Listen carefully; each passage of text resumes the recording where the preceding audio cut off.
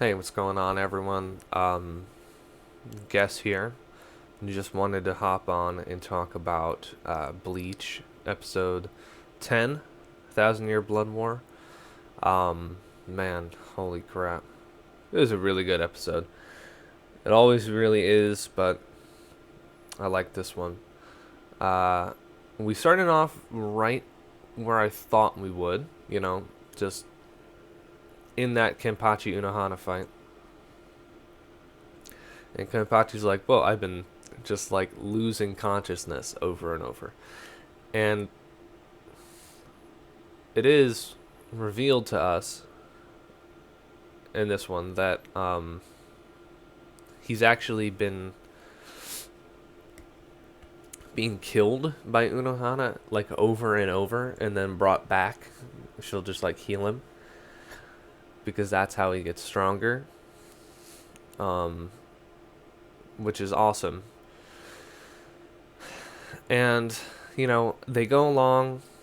We have our flashback, and I love the flashback where this is a really long time ago. Unohan is still the captain of Squad 11. Her lieutenant comes up to her. He's like, we couldn't find anyone strong enough that you'd want to fight. And she's like, well, how'd you know? And he's like, you can't just be like, oh yeah, to make sure things are okay in Seirei, I'm just gonna go to the Rukon district and kill all these people. And there's this giant mound of bodies. Oh my god, it's insane. Uh, then she's like, that wasn't me. It was actually Kenpachi. Young Kenpachi as a little kid. So, they fight. She, explains that ever since then she, she knew that that was like the best fight that she'd ever had, that he was, awesome, stuff like that. But then she says, that she ended up being weaker than him in that fight. And that because he had never found anyone who he could, compare against, that he started to reduce himself in order to preserve that feeling, to be able to fight longer. And then she was, sad that she was, inadequate in that way to make him do that. Anyway, they keep fighting. Kenpachi lands a really good hit on her. But then she's like, "You thought you killed me? It's like, the reason that I, mastered healing, stuff like that, so I could preserve my body and fight forever." And that kind of goes along with what I was saying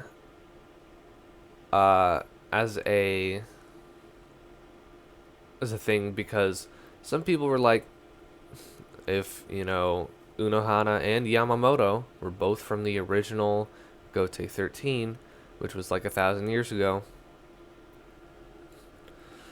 why does Yamamoto look so old and Unohana doesn't look so old?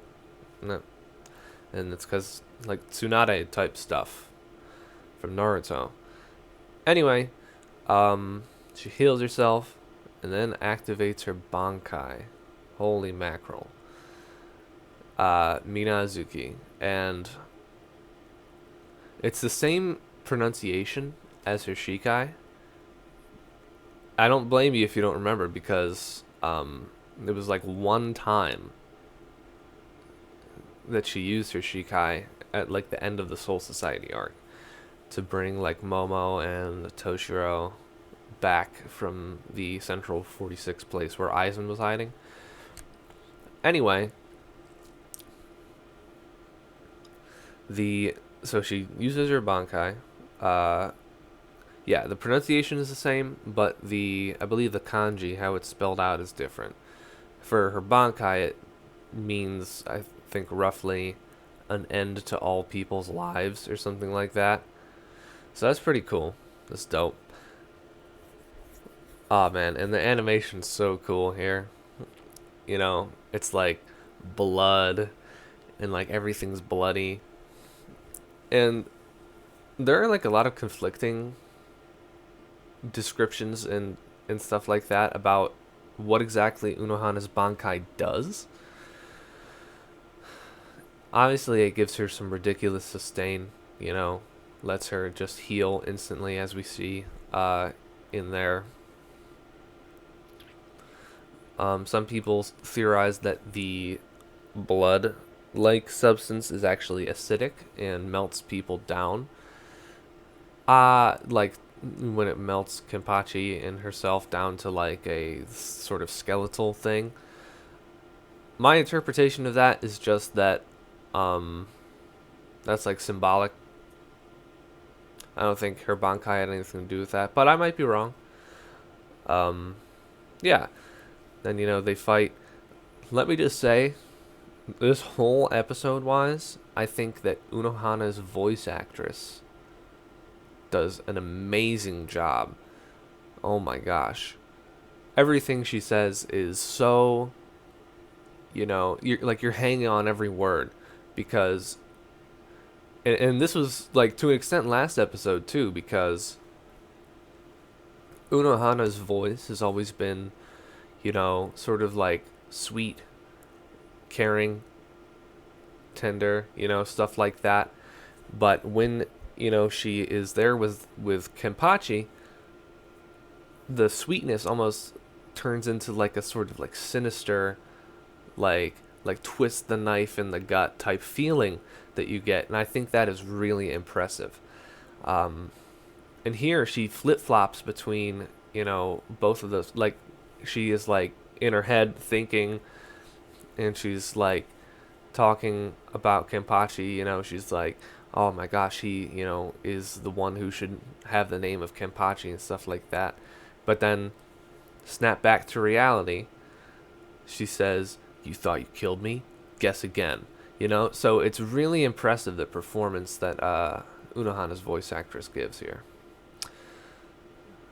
Another thing, so they keep fighting with Unohana's Bankai. Oh my gosh, it's so cool. Kenpachi does a little move. He's like shuffling around, and then it's like blink and you'll miss it. It's like, and then he cuts her, which is so cool. I love it when they incorporate the flash step in really cool ways such as that. Yeah, they keep fighting and stuff like that. Eventually,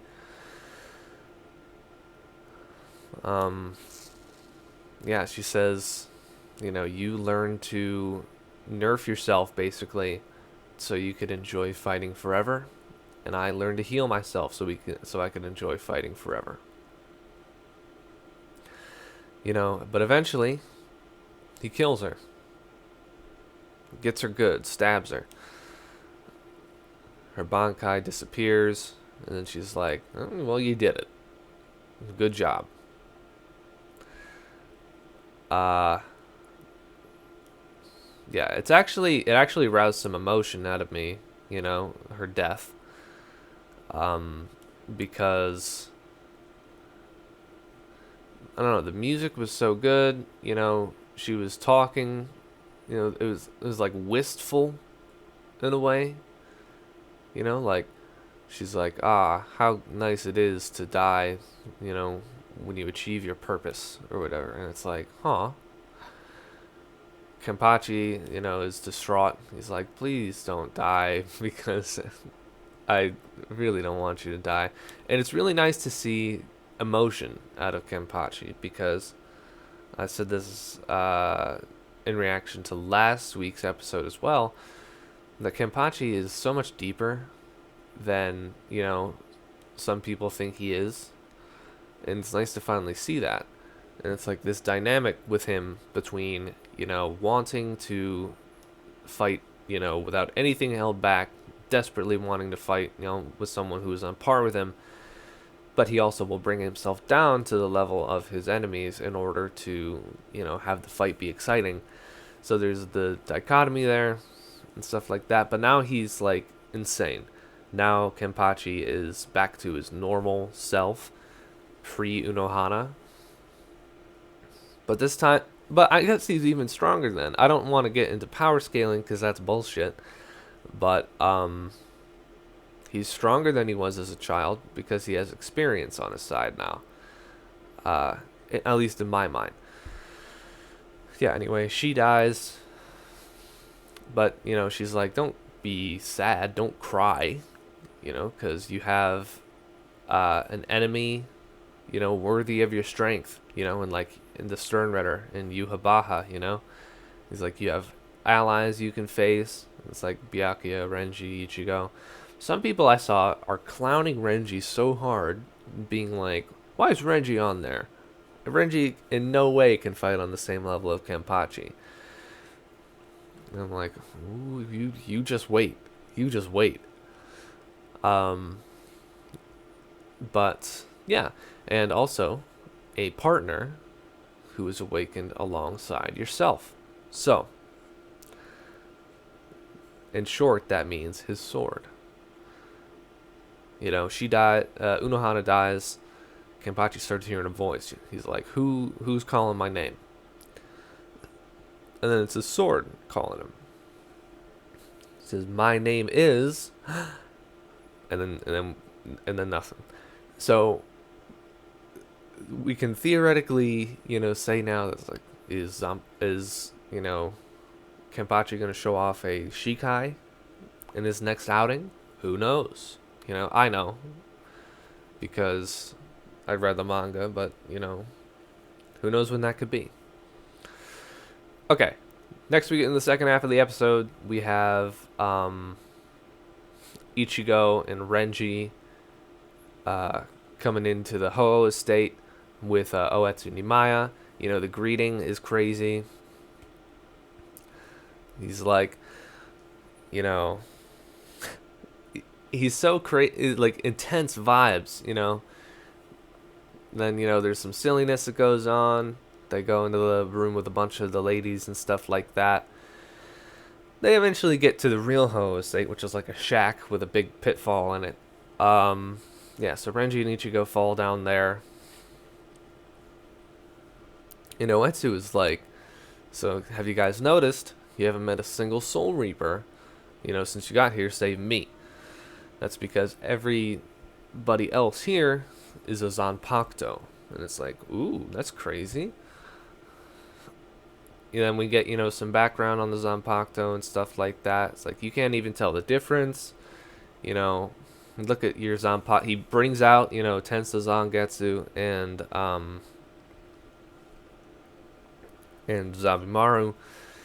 Says, you unloved Zanpakuto, are so easily broken. Then he just like shatters them even more than they already are. And then, he explains the whole thing with the Asauchi. The Asauchi being, blank swords that are issued to the academy students and then officially get conferred upon them when they join their squad. They spend every waking moment with them. So, eventually their soul's imprinted on there and creates a unique Zanpakuto, which is awesome. Didn't know that. But the Asauchi spirits are, about to fight them. And if they can survive, then he'll reforge their swords. So after the credits, we see that Renji has passed and Ichigo has failed. And it's like, wait, what? And we're like, no way,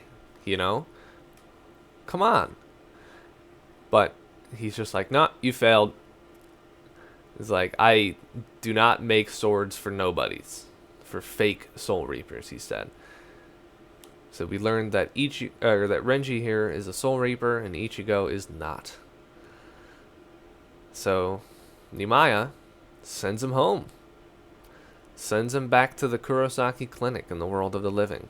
It says, you need to learn what your roots are, even if it's a trip you can't come back from. But it's kind of crazy for him to be like, because a lot of times with the training arcs in Bleach or whatever, Ichigo might not succeed the first time, but they'll let him keep trying. But here, at the end of like 3 days, he's like, "Nah, you're done. Bye. Go home. Never come to the Soul Society again, because it's a place for Soul Reapers that have Zanpakuto, and you do not." So, yeah, now Ichigo's back home. What's going to happen next? I know what's going to happen next. And if my pacing predictions are going to be correct for this one too. So they did say that episode 11, which will be on Monday the 19th, that's going to be, a regular episode. But the next week, on Monday the 26th, that is going to be an hour-long episode that will comprise episodes 12 and 13. So next week we get a regular episode. The week after that we get an hour-long slot. So that's pretty cool. And it's going to be everything but the rain.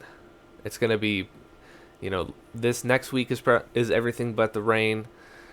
Probably the week after that is going to be The Blade and Me. I don't know. I don't know if that's how they're going to play it, but I don't know how much of, because everything but the rain in the manga is 8 chapters.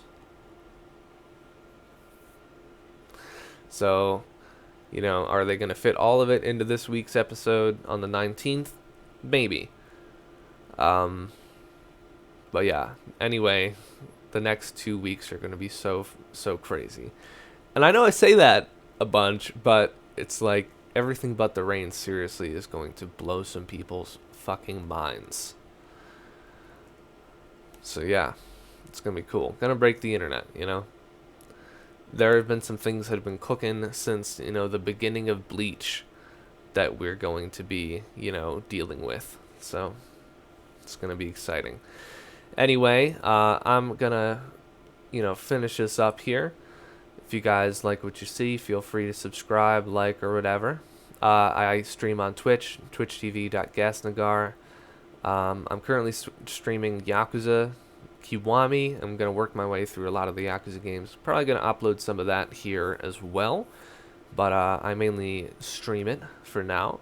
So yeah, have a good day, guys. See ya.